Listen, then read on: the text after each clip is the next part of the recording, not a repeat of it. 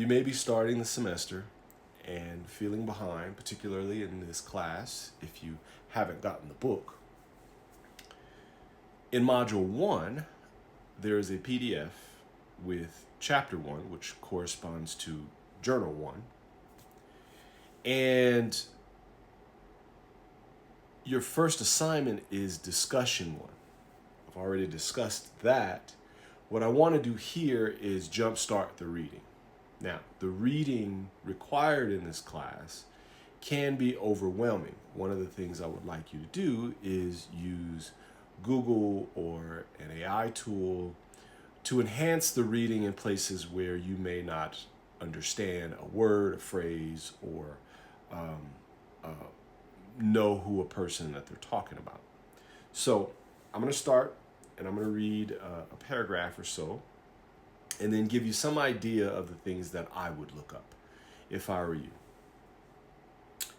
Chapter 1, the Haitian Revolution and the birth of emancipatory internationalism, 1770s to 1820s.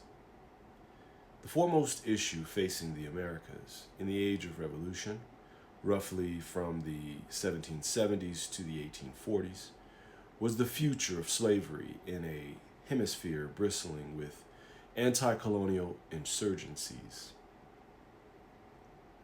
In 1780, Peru's José Gabriel Condorcanqui Norgura, claiming the mantle of the last king of the Incan Empire, rechristened himself Tupac Amaru II, and with his African descent wife,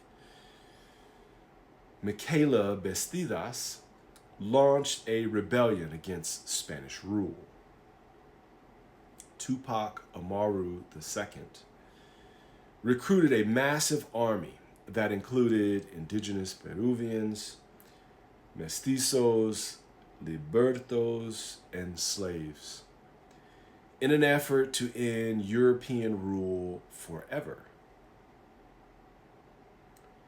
In this same period, a cohort of propertied elites in Great Britain's 13 North American colonies organized a revolution to safeguard slavery, property, and political power. Thomas Jefferson and his peers sought to preserve as much as they looked to overthrow. The founding fathers looked primarily to Europe for inspiration. They drew on the ideas of the political theorist John Locke and other Enlightenment philosophers to construct rationales for racial slavery, the expropriation of native lands, and control of the continent's unruly masses, disdainfully referred to by elites as the people out the doors. Now, I'm going to stop here. That's the first paragraph.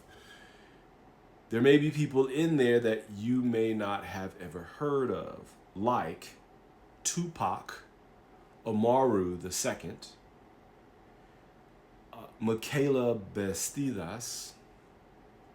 You may have heard of Thomas Jefferson, but all of that is in one paragraph. So how do they relate to one another? How does Thomas Jefferson relate to the other people mentioned in that paragraph? If I were you, I would use any search tool at my disposal and look them up. I would want to know why Thomas Jefferson has anything to do with José Gabriel Condorcanqui Norgura. That's the best I can do, right? You don't have to necessarily know how to pronounce all of the words, although you can use AI tools to teach you how to say them correctly.